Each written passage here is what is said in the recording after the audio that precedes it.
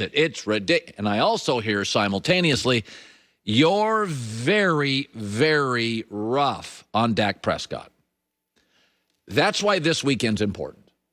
Now, I want you to think about that as Russell Wilson faces Dak Prescott. Dak Prescott, Tyron Smith is back, has a better offensive line this weekend. He's got the star running back. He also has a better trio of wide receivers. Dak has the better defense. Seattle now has allowed the most passing yards in the NFL by a lot, and they have no pass rush. So Dak has the better O-line, the better star back, the better trio of receivers, and the better defense. And Russell Wilson's favored by 5.5. But he's at home. Oh, wait, no, they don't have any fans. If fans were allowed in the stadium, the 5.5-point spread would be 7. Because Seattle, New Orleans, Green Bay tend to have the best home field advantages, according to Fox Bet and the guys that gamble for a living and make lines. This is the difference.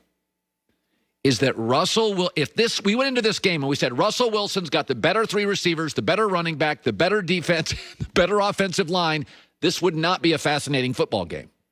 What makes it a fascinating football game is that Dak has better assets everywhere. Now, by the way, Dak's going to get all sorts of stats in this game. Why? Because he's going to trail and have to throw. Number 2, Seattle has no pass rush. Last in the league. They have no pass rush. So Dak's going to throw from a clean pocket.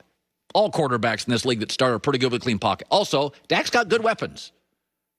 He's got good weapons. You can't. CeeDee Lamb, Michael Gallup, Zeke can catch, Amari Cooper. Even their young tight ends are fine. They're not great, but they're fine. And Dak through 2 games, once again, is giving us all sorts of stats. But the difference is Russell Wilson tends to make his greatest plays in the biggest moments. Dak's greatest stats are often early when the game's not in doubt or late when they're catching up, and it's not a play to win the game, it's a play to get back into the game.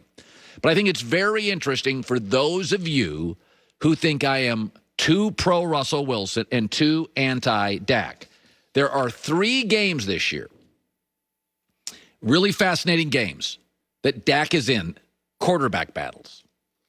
So this is the first, Russell Wilson.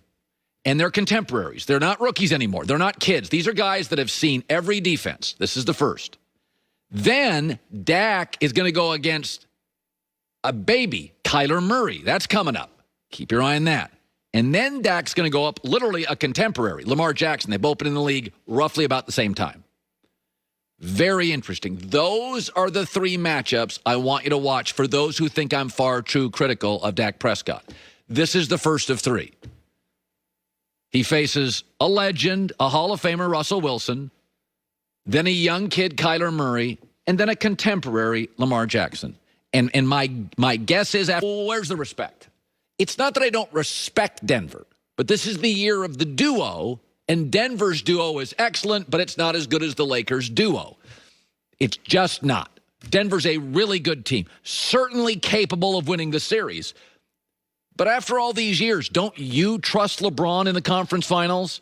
Since he hasn't lost one in 11 years. It was Orlando. He was in Cleveland.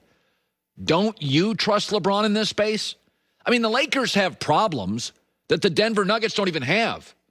I can describe every single Laker except LeBron with these words: old, unreliable, strange, flaky, inconsistent in big spots. That's AD.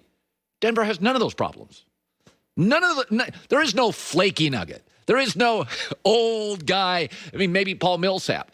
The Lakers have all sorts of issues.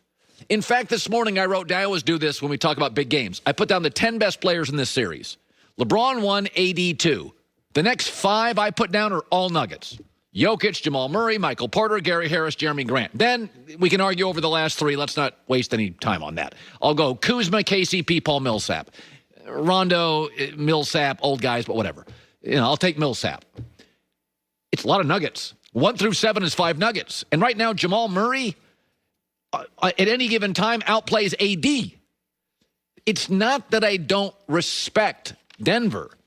It's just after 10 years of seeing something, I just give you the benefit of the doubt. If you were a salesperson and you made your number 10 straight years, I trust you'll make it in year 11.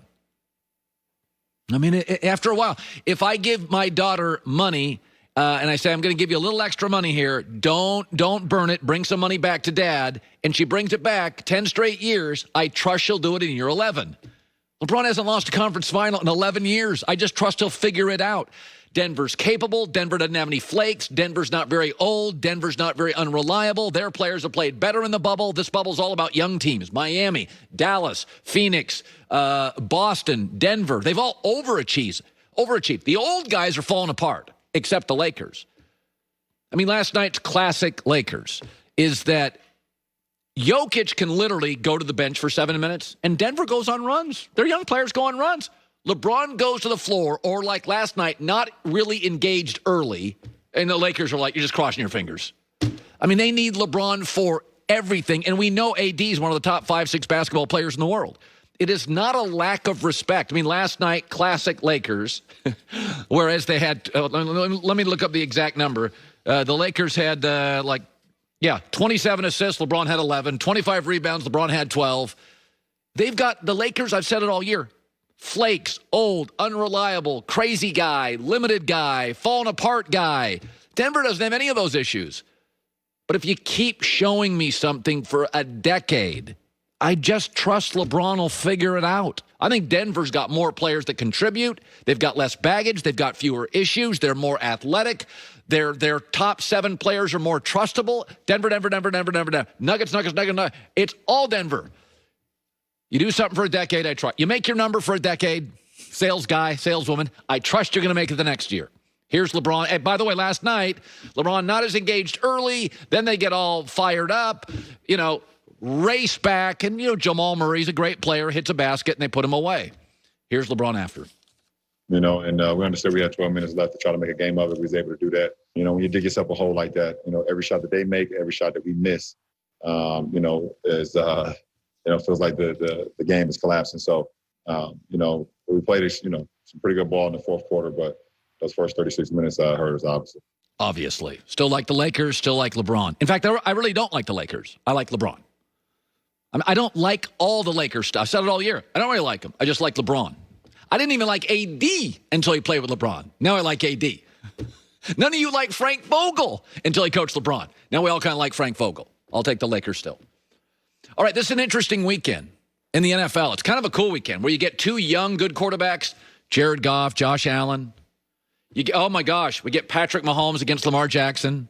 We get 2 icons. We get Aaron Rodgers against Drew Brees. Well, it's interesting, right? Let's say an interesting weekend.